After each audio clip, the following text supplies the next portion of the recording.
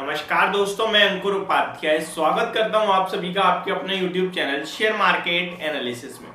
दोस्तों, आज आप सभी के साथ उन स्टॉक्स के बारे में बात करने वाला हूं जो आपको कल के सेशन में एक्शन दिखा सकते हैं, स्पेशली डाबर के स्टॉक के ऊपर। दोस्तों, डाबर ने अपने क्वार्टर 2 के रिजल्ट्स पेश कर दिए हैं एंड यहाँ पे कुछ इंपॉर्टेंट अपडेट्स भी आती हुई दिखी हैं रिजल्ट्स के साथ साथ, जो मैं आप सभी के साथ शेयर करूंगा। सबसे पहले बात करें अगर डाबर के स्टॉक के बारे में, तो जो हाईलाइट है वो मैं आपको बता दूं तो profit slips 2.8% year on year base to ₹490 crore. But actually में अगर देखा जाए तो मार्केट के एस्टिमेट के ऑलमोस्ट नियर नंबर्स आते हुए दिखे, तो ज्यादा कोई दिक्कत वाली बात लगती नहीं है मुझे। इस स्टॉक के नंबर्स को आपको पॉजिटिव साइड पे ही देखना चाहिए।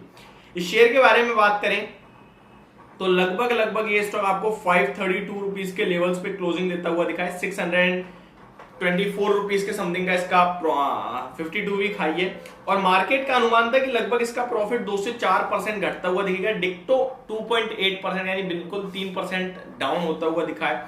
तो मार्केट के एस्टिमेट के अनुमान के हिसाब से ही नंबर्स आते हुए दिखे हैं एंड स्टॉक ने क्वार्टर 2 में अपने रिजल्ट्स के साथ साथ डिविडेंड का भी अनाउंसमेंट करी है। तो कंपनी डिविडेंड भी पे करने वाली है, मैं आपको बता दूं। तो सबसे पहले तो देख लेते हैं home grown FMCG major Dabur limited on Wednesday reported a 2.85% decline in its consolidated net profit to ₹491 crore का प्रॉफिट कंपनी ने पोस्ट कराया इस क्वार्टर में। और लास्ट क्वार्टर की बात करें तो 505 करोड़ रुपीस का प्रॉफिट पोस्ट करा था। रेवेन्यू की बात करें तो लगभग 6% बढ़ता हुआ दिखाए, ऑलमोस्ट 3000 करोड़ के समथिंग आया है 2817 करोड़ से बढ़कर। एक्सपेंसेस की बात करें तो लगभग 9% बढ़ते हुए दिखे हैं, 2270 करोड़ से बढ़कर 2471 करोड़ पे एक्सपेंसेस आते हुए दिखे हैं इस स्टॉक के। लगभग 2.5 रुपीज पर शेयर का कंपनी ने डिविडेंड अनाउंस कराया, तो ₹2.5 पर शेयर का डिविडेंड कंपनी देती हुई दिखी आपको।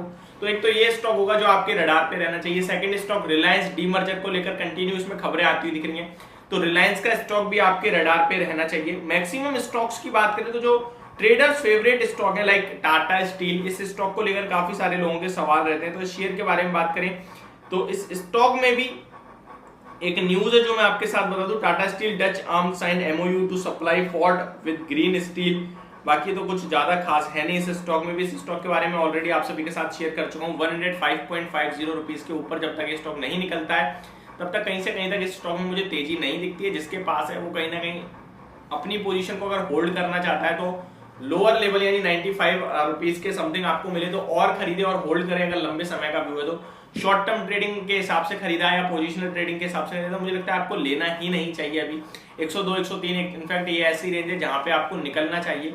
जब तक स्टॉक 105.50 रुपए के ऊपर नहीं निकलेगा शॉर्ट टर्म में, तब तक ये तेजी नहीं दिखाने वाला। तो मुझे लगता है स्टॉक को अवॉइड लिस्ट में रखें आप। नेक्स्ट स्टॉक के बारे में बात करें तो इन्फोसिस का स्टॉक आपके रडार पे रहना चाहिए, क्योंकि इनके जो कंपनी के को फाउंडर है उनके सन इन लॉ जो है वो यूके के प्राइम मिनिस्टर बनते हुए दिखे हैं, तो वो एक सेंटिमेंटल इंपैक्ट दिखाएगा आपको। बाकी ओवरऑल आईटी स्टॉक्स तो फोकस में है ही। एंड आपके लिए जो मेनली स्टॉक्स जो फोकस में चल रहे हैं वो बैंक निफ्टी से आईसीआईसीआई बैंक, इंडसइंड बैंक, ये स्टॉक आपके रडार पे रहने चाहिए। इन स्टॉक्स पे ब्रोकरेज हाउस की रिपोर्ट भी आती हुई दिखी है। एंड स्टॉक के बारे में बात करें तो अदानी ग्रुप के स्टॉक्स पे भी कुछ कमेंट्स आए थे। मैं एक पर्टिकुलर वीडियो बनाऊंगा इन स्टॉक्स पे जहाँ पे आपके लिए शेयर करूंगा अदानी पावर, अदानी विलमार के बारे में। अगर आपके पास पोजीशन तो क्या करना चाहिए। आईआरसीटीसी के बारे में बात करें दोस्तों तो आईआरसीटीसी लगभग आपको एक महीने के उछले स्तर पर आता हुआ दिख रहा है। इस स्टॉक की बात करें तो मुझे लगता है जिसके पास पोजीशन उसे बना रहना चाहिए। अभी स्टॉक का चार्ट काफी ज्यादा प्रॉमिसिंग लगता है। स्टॉक 722 720 के आसपास से ऊपर आना चाहिए और ये स्टॉक अगर इनकेस एक बार भी 750 के ऊपर निकल के ट्रेड करता है तो डायरेक्ट 780 रुपीज तक की इसमें रैली बन सकती है। तो इस स्टॉक को अपने रडार पे रखें। मेरे हिसाब से इस स्टॉक को बाय लिस्ट में रखें, इनफैक्ट रडार पे ना रखें। अगर नीचे मिल जाए तो बहुत अच्छी बात है, अगर नहीं मिलता तो कहीं ना कहीं ये स्टॉक आपकी पिक में रहना चाहिए।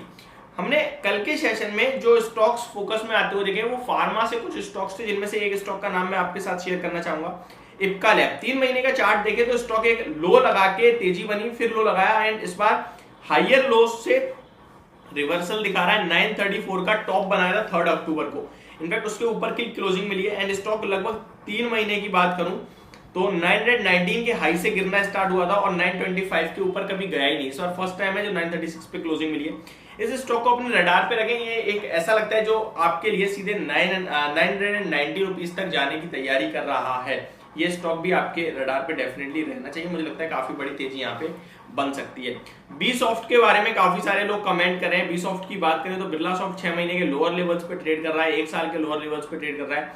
2 साल की बात करें तो भी ये स्टॉक में एक भारी ब्रेकआउट होता हुआ दिख रहा है, ब्रेकडाउन होता हुआ दिख रहा है। मुझे लगता है स्टॉक आपके लिए 255 रुपीज तक नीचे में आना चाहिए, और उससे भी नीचे बात करूं तो लगभग 240 तक स्टॉक जा सकता है। तो जिसके पास पोजीशन है, मुझे लगता है स्टॉक में से पोजीशन कट करनी चाहिए अगर आपकी ट्रेडिंग आइडियाज में है तो।